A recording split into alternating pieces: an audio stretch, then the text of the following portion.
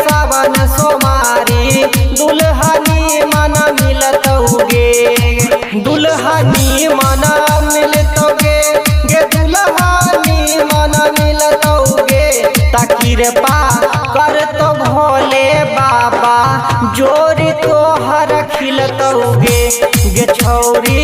करिल सावन सोमारी दुल्हनी मन मिलतौगे दुल्हनी कंचन राज दुल्हनी मन मिलतौगे नीम चौक चौसीमा वैशाली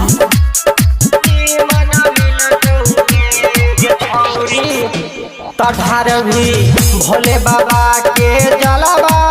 मिल तो मन जोगे तोरा फलबा गे मिल तो मन जोगे तोरा फलबा छौरिया तढ़ार भी भोले बाबा के जलवा मिल तो मन जोगे तोरा फलबा गे मिल तो मन जोगे तोरा फलबा छौरी त जहिया जय भी ससुरारी पलंग खूबे हिलतौगे गे छौरी करिल सावन सोमारी दुल्हनी मन मिलतौगे कंचन राज दुल्हनी मन मिलतौगे नीम चौक चौसीमा वैशाली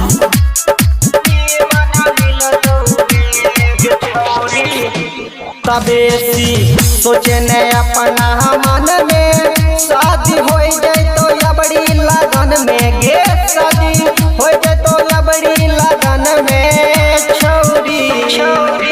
तबेसी सोचे ने अपना मन में शादी हो जाए तो अबड़ी लगन में गे शादी हो जाए तो अबड़ी लगन में छौरी तमुनी लाल गोपाल लके रसगुल्ला रस गायर के गिलतौगे गे छौरी करिल सावन सोमारी दुल्हनी मन मिलतौगे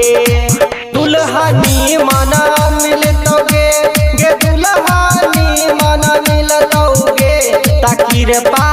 कर तो भोले बाबा जोरी तोहर खिलतौगे गे छौरी करिल